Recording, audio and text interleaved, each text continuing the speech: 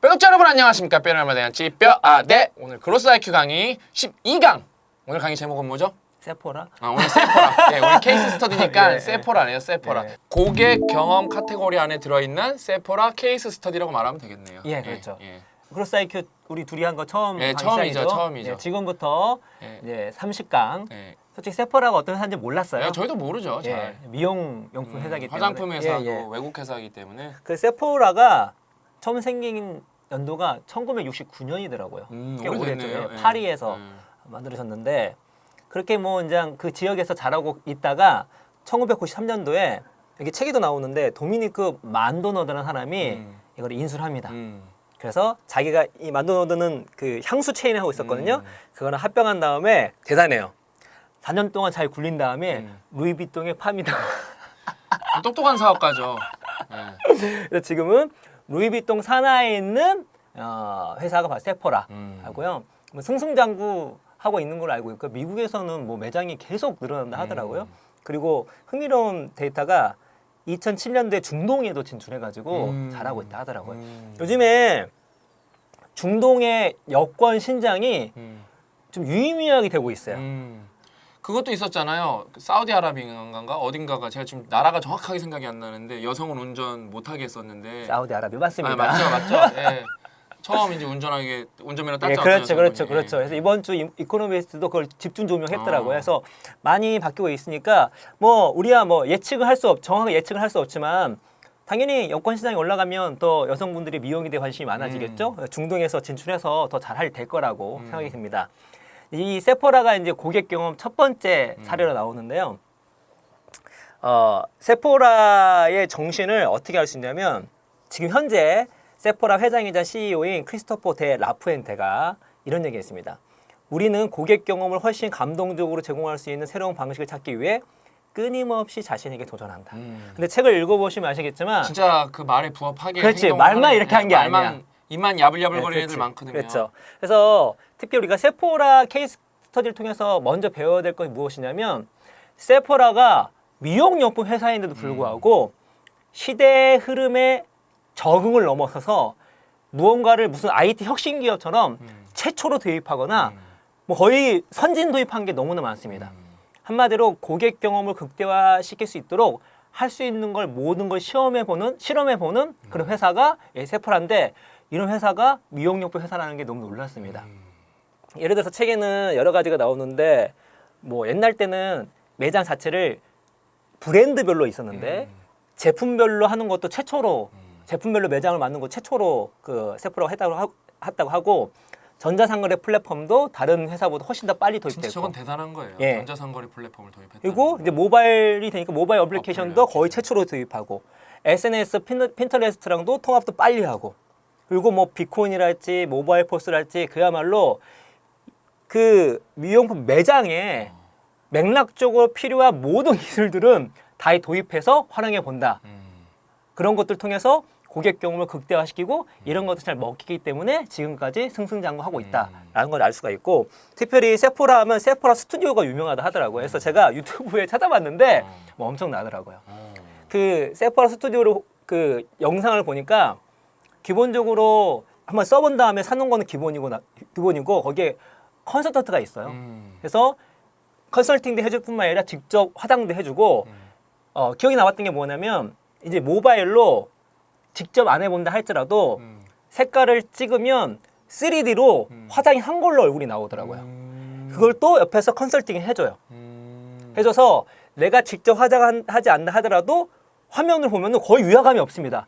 화장한 얼굴 내 얼굴이 나와. 그래서 이게 마음에 들면 이 제품을 살 수 있게끔. 그야말로 이 미용실에서 최신 기술을 그거 딥러닝으로 해야 되는 건데 와 대단하다 진짜. 먼저 기술 자세히는 모르겠지만 딥러닝으로 해야 될 텐데 진짜 인공지능으로 해야 될 텐데 진짜 그렇죠. 대단하다. 그렇게 해서 이 책에서는 개인화된 쇼핑 경험을 극대화시킨다 라고 하고 있는데 이게 책을 이렇게 읽어보면 이런 얘기 있습니다. 연구 결과에 따르면 소비자의 43%는 개인화 쇼핑을 경험하는 대가로 10%까지 추가 비용을 지불할 의사가 있다고 말했다. 첨단 디지털 기술과 고객의 과거 구매 데이터를 통합해 개인화 경험을 창출하는 브랜드들은 6에서 10%의 매출 증가를 기록하면서 다른 브랜드보다 2, 3배 빠르게 성장한다. 여기에 딱 적합한 회사가 바로 이제 세포라. 요거 하니까 이제 스몰 비즈니스 이제 왜냐면은 우리 이제 시청자분들은 이제 뼈독자분들 우리 졸끄러기라 분들은 솔직히 이렇게 뭐 대기업을 운영하시는 분은 거의 없으실 테니까 그렇죠. 스몰 비즈니스에 대해서 이제 저희가 이제 케이스 스터디니까 제가 팁 하나 드리면은 예. 제가 이제 토론토에 있을 때 저희 홈스테이 파더 친구가 식당을 오픈을 했어요. 식당을 오픈을 했는데 우리나라도 이제 이런 게 몇 개 있을 거예요. 근데 그게 벌써 10몇 년 전 일이니까 그래서 내가 홈스테이 파더한테 물어봤죠. 이거 메뉴가 뭐냐고 거기 주 메뉴, 메인 메뉴가 뭐냐 그러니까 없대요. 없대요. 그냥 그 뭐냐 주방장 마음대로래요. 그래서 딱 예약으로 몇 팀만 받고 그래서 그냥 그날 그러니까 오마카세 같은 거죠. 너 마음대로 주세요 그런 뜻인 거죠. 그러니까 그래서 그냥 진짜 그 셰프의 신뢰를 믿고 가는 건데 그래서 제가 그때 6개월 있었는데 그 5개월 있었는데 토론토에 잘 되나 그랬는데 일단은 제가 나갈 때까지는 계속 잘 돼갖고 진짜 한 달 예약이 계속 꽉 찼어요. 왜냐면은 그러니까 이제 그때는 이제 어렸으니까 그때 막 비쌌어요. 그리고 또 코스 요리여갖고 그 다음에 딱 뭐 정확하게 기억은 안 나는데 이렇게 일반 식당이 아니라 예약을 받아서 차면 끝나는 거예요. 그냥요. 그때 이제 막 인터넷이 막 발달하고 그럴 때였거든요. 그래갖고 저는 어렸으니까 이렇게 그게 말이 되나 그랬는데 되게 그게 유니크한 경험이잖아요. 그렇죠. 나만 이거 먹어봤다잖아요. 그렇죠. 예를 들어 이 메뉴는 평생 다시 안 나올 수도 있잖아요. 그 다음에 뭔가 이 기대감 있잖아요. 뭐가 나오지? 뭐 무슨 이렇게 설레이잖아요. 그게. 유니크함으로 고객 경험을 극대화시키는 네, 그러니까 사례네. 그래서 그게 갑자기 생각이 나더라고요. 그래서 여러분들도 완전 이렇게 전향할 건 아니라, 그러니까 오늘의 수프 같은 것들도 그날 이제 수입이 정해져 있잖아요. 오늘의 디저트야 최소한 아니면 오늘의 반찬이라고 말하는 거예요. 굳이 반찬을 내주는 게 아니라 오늘의 특별 반찬이라고 말해버리는 거예요. 그거를요. 어떻게 여러분이 잘 프레이밍을 씌우냐가 중요하고 그렇죠. 그러면서 또 계속 김치 내면서 오늘의 반찬 하면 좀 그러니까 만약에 때로는 그냥 오늘 오신 분들 되게 오늘 운 좋으신 거라고 요 반찬이 오늘밖에 안 나오는 거라고 그러면 그분들 다 기분 좋아해서 갈 거 아니에요. 그러니까 저희가 일초일장 했던 것처럼 실패 비용을 감당할 수 있다면 세포라처럼 시도할 수 있는 거 다 시도해봤으면 좋겠다는 생각이 드는데 특별히 세포라 같은 경우는 그러니까 현재 이거 중요한 게 맥락이 중요하잖아요. 특히 이 미용 회사가 기술적인 흐름들을 맥락을 파악해가지고 자기 회사의 그 작은 그 매장에 작은 스튜디오에 적용한다는 자체가 되게 대단한 생각이 들더라고요. 그래서 그 박사님 말씀하신 거 플러스 알파로 말씀을 드리면 작은 매장이라 할지라도 지금 현재 지금 뭐 여러 가지 기술적으로 도입할 수 있는 게 많이 있잖아요. 혹은 뭐 고객 뭐 경험 지수 같은 것도 알 수 있는 것도 많이 있으니까 만약에 도입할 수 있다면 최대한 알아보고 도입하는 방향으로 그럼요. 아마 이 생각도 못했으면은 고객 데이터를 모으거나 아무튼 고객 경험을 극대화시키기 위해서 우리 현재 나온 여러 가지 기술들을 접목시키는 자체를 생각하지 못할 수가 있거든요. 그럼요. 제가 커뮤니티 포털을 망했을 때 SNS를 생각하지 못했던 것처럼 이제 세포라가 얼마나 맥락을 잘 이해했는지가 이 책에서는 두 가지가 나와요. 하나는 뭐냐면 처음에 이 세포라가 업계 최초라는 게 이제 두드러진 게 두 개가 있는데 그 중에 하나가 지원형 셀프 서비스라는 것이 있습니다. 이게 뭐냐면 화장품인데 직접 써보고 사는 거예요. 사는 거죠. 근데 그 당시에는 그걸 상상을 못했대요. 어떻게 화장품을 지금이야 당연한 당연한 거지만 네. 어떻게 이거를 미리 써보고 트라이를 해본 다음에 그걸 그 뭐지 괜찮으면 살 생각을 했냐.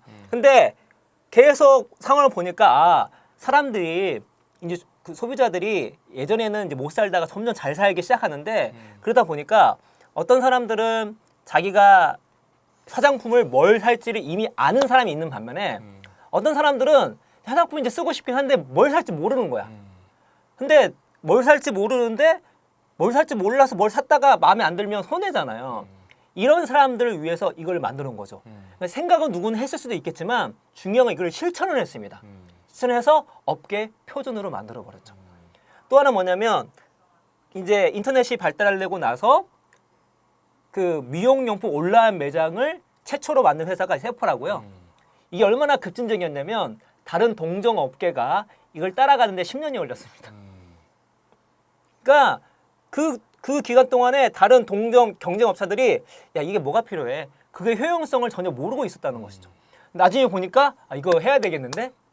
생각해보면 제가 고객 경험에 중요한 게 뭐냐면 고객 데이터인데 10년 동안 쌓인 데이터가 얼마나 많이 있을까요? 그러면 더 개인화된 마케팅을 할 수가 있고 고객 경험을 끌어낼 수가 있는 것이니까 잘들 잘 계속 잘 되는 선순환이 돌아간다고 보시면 될 것 같습니다. 그러니까 이 맥락이 이해가 얼마나 여러분 중요하냐면 요즘 이제 SNS 시대 제가 이제 신박사 TV에서도 잠깐 말씀드렸는데 SNS 시대니까 SNS를 잘하는 건 기본이에요. 근데 이제 옛날에 그런 말도 있었단 말이죠. 조물주 밑에 건물주라고. 이제 왜냐면 뭐 월세가 너무 계속 올라가고 그 월세 내는 게 너무 힘드니까 조물주 밑에 건물주라고 그런 말까지 나왔었는데 근데 요즘에 여러분 이렇게 강남만 돌아다녀 보셔도 공실이라고 붙어 있는 데가 되게 많아요. 근데 그거는 더 가속화될 겁니다. 왜냐하면은 플랫폼 위주로 바뀌고 있고 그 다음에 이제 잘 될 잘 이제 못 될 못이라고 못 되는 애들은 더 그러니까 안 되는 애들은 더 안 되고 잘 되는 애들은 잘 되고 이게 부익부 빈익빈이 가속화되고 있기 때문에 그러면 이제 어떻게 되겠어요? 시장 논리대로 가는 거예요. 그 사람들이 지금은 월세를 못 내리고 있는 이유는 딱 간단합니다. 월세를 내리는 순간 건물 가치가 떨어지기 때문에 그래요. 건물 가치는 정확하게 월세랑 비례합니다.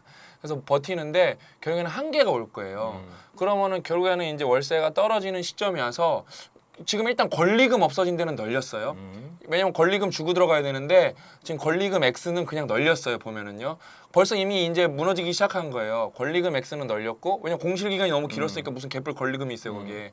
그러니까 아무튼 이제 월세가 점점 떨어질 거기 때문에 여러분이 오프라인에서 뭔가 해볼 수 있는 기회가 점점 새롭게 오히려 많아질 거예요. 왜냐면은 고객 경험 측면에서 여러분 온라인은 정말 수많은 사람한테 전달할 수 있지만 과연 오프라인에서의 얻은 고객 경험의 깊이와 온라인에서 얻은 고객 경험의 깊이의 차이는 얼마나 차이가 심할까요? 오프라인이 진짜 이거는 스케일의 차이나 10배 이상 무조건 큽니다. 무조건. 그러면은 온라인에서 10만 명의 그냥 얕은 경험을 가지고 있는 사람을 만나는 거랑 오프라인에서 1000명까지밖에 못 만나지만 아주 깊은 충성도를 갖고 있는 아주 감동을 받은 고객을 만나는 거랑 그 고객이 진짜 야 너 이거 써야 돼 10명씩만 쓰면은 10,000명한테 자동적으로 마케팅이 되는 거거든요. 그러니까 여러분 맥락을 따져야 되는 게 온라인의 시대라서 그럼 온라인에 정답이 다 있을 것 같니? 딱 그런 게 아니라는 거예요. 그렇죠. 업앤다운은 계속 오고 뭐 어떤 거는 그러면 또 맥락이 돼서 업앤다운 오냐? 어떤 건 계속 다운만 될 수도 있는 거예요. 그래서 이 맥락을 이해하는 게 되게 중요한 겁니다. 그러니까 그 컨테이저스에도 약간 급진적으로 앞부분 나오는 게 뭐냐면 실제로 입소문이 온라인에서 많이 되는 것 같지만 실제 오프라인에서 많이 된다고 하고 예를 들어서 특히나 비용이 좀 더 많이 들거나 그러니까 비용이라는 것은 내 시간 비용이든 뭐 돈이든 상관없이 좀 많이 든다면 온라인은 약간 신뢰가 더 떨어질 수가 있고 내 친한 지인 예를 들어서 영준이가 나한테 딱 얘기해 주는 거야. 그러면은 그냥 볼 거 다 믿는 거지. 사고 무조건 가고 한단 말이죠. 그러니까 그 신 박사님이 늘 얘기하는 구매 전환을 생각했을 때에도 오프라인 파워가 되게 크니까 그런 것들을 맥락을 생각하시면서 세포라 사례를 적용하시면 좋겠다는 생각이 들고 이제 마지막으로 세포라를 통해서 우리가 이 책에서 이제 배울 수 있는 거는 세포라가 고객 경험이라는 성장 동로를 기본으로 밀고 나가되 여기서는 결합 중에 제휴 관계를 얘기합니다. 그래서 그 뭐 체인 백화점이죠. JC 페니하고 협업을 하는데 팝업 스토어 그러니까 임시로 매장을 만드는 거죠. 이것도 거의 최초거나 거의 최신으로 도입한 것 같더라고요. 되게 린하게 하는 그렇죠. 하면서 충분히 윈윈할 수 있게끔. 그러니까 만약에 윈윈할 수 있다면 뭐든지 다 해보는 거죠. 이것저것 따지지 않고. 그래서 지금은 아마존까지 같이 이렇게 제휴 관계를 하더라고요. 그러니까 우리가 비즈니스를 할 때 내가 어디에 뭐 이렇게 들어갈 수 있다던가 아니면 채널도 이게 제휴가 되는 거거든요. 거대 채널과 거대 유통과 뭔가 같이 제휴 관계를 할 수 있다면 어차피 비즈니스라는 건 내 역량으로 이게 효과를 극대화시키기가 쉽지가 않거든요. 만약에 조인트를 할 수가 있으면 하는 것이 무조건 좋은데 그걸 할 수 있는 것 자체가 이제 능력 중에 하나죠. 그럼요. 왜냐면은 저쪽이 어떤 성향을 갖고 있고 그다음에 어떤 리스크를 갖고 있는지 파악을 해야 그렇죠. 왜냐면은 무슨 알고 보니까 뭐 겉으로 보기에는 되게 괜찮은 기업인데 범법자 집단이면은 큰일 나잖아요. 그렇죠. 그걸 이제 읽어낼 줄 아는 게 실력이죠. 그럼 이제. 우리 빡독 같은 경우도 그렇죠. 또 대결을 같이 하는데 같이 하니까 훨씬 더 시너지가 나는 거지. 그러니까 비영리 사업이지만 제휴 관계를 통해서 더 극대화시키는 거거든요. 예. 근데 빡독은 엄밀히 말하면 브랜딩이 되기 때문에 뭐 완벽한 비영리도 아니에요. 그렇죠, 그렇죠. 그래서 그다음에 거기서 이제 우리가 사회공헌 사업에서 나오는 히든 에셋을 활용해서 그다음에 대교의 어떤 성인 교육 프로그램을 마케팅을 해줄 수도 있는 부분도 있고 그런 이제 좋은 대교는 예를 들어 기존 교육 자료 아동뿐만 아니라 차이용 같이 뭐 중국어 같은 성인이 배울 수 있는 자료를 갖고 있는 아주 뭐랄까 기존의 교육 시장의 강자이고 저희는 이제 뉴 미디어 시장의 강자이기 때문에 이렇게 제휴를 잘 했을 때 어떤 시너지가 나오나 저희가 이번에 아주 잘 보여줬죠. 그래서 뭐 왜냐면은 대교 입장에서는 대교를 더 대교 사람들이 더 대교를 좋게 만들게 끌어들여야 되는데 그 방법이 없었거든요. 사회공헌은 거의 다 대부분 그런 거예요. 저 옛날에 예를 들면은 저는 이제 BMW에서 운영하는 재단에서 강연을 갔다 왔거든요. 거기도 돈이 엄청나게 들어가요. 근데 제가 볼 때 거기 들어간 돈에 비해서는 바이런은 완전 실패했어요. 영상도 하나도 안 나왔고 제대로 된 강연 영상은 하나도 안 나왔고 그냥 요약만 나왔고 그 다음에 막 여러 개 되게 돈을 많이 썼는데 막상 온 사람은 몇 명 안 돼요. 그렇기 때문에 그거를 재무적 사고로 따졌을 때는 그렇게 성공한 비영리라고 그러니까 브랜딩 사업이라고 할 수는 없었죠. 그냥 여러분 결합을 제휴를 잘 하면은 엄청난 시너지를 낼 수가 있습니다. 뭐 유튜버들도 합치는 것도 일종의 결합이에요. 그렇죠.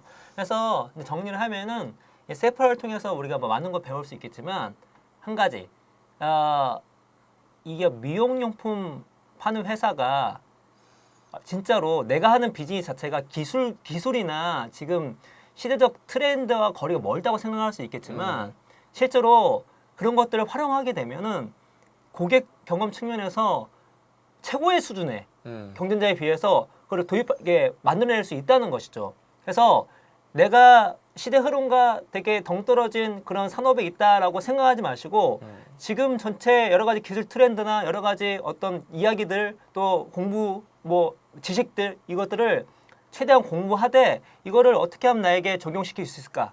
그리고 그게 실패 비용이 크지가 않는다면 다 시도해 보는 것이죠. 그럼요. 그거를 대신 그 목표가 무엇이냐면 여기서는 그 모든 것이 다 고객 경험을 극대화하는 거에 관독이 돼 있어야 됩니다. 그러니까 그냥 그게 아니라 이걸 도입했을 때 우리 현재 맥락 안에서 우리 매장이나 우리 가게나 우리 비즈니스 안에서 관련된 고객들 그게 뭐라고 했죠? 그게 소비자가 될 수 있지만 B2B 같은 경우는 뭐 누구죠? 기업이 될 수가 있고 B2G 같은 경우는 정부가 될 수 있는 거잖아요. 또 심지어 요즘에는 뭐죠? 인공지능이 될 수도 있어요. 그러니까 그 고객에 맞춰서 그 고객이 어떤 고객이고 여기에 그 경험을 극대화시키기 위해서 어떻게 접목할 수 있을 것인지를 잘 똑똑하게 생각하는 사람들이 어떻다? 성장 IQ가 높다가 볼 수가 있겠습니다. 네, 그렇게 오늘 이제 첫 번째 저랑 고 작가님이랑 하는 케이스 스터디는 여기서 마치겠고요. 저희는 이제 다음은 어떤 회사죠? 쉑쉑. 저도 가면 쉑쉑 버거에 대해서 이야기를 나누는 시간을 갖도록 하겠습니다. 오늘 강연은 여기까지고요. 다음 시간에 더 알찬 내용으로 찾아뵙도록 하겠습니다. 감사합니다.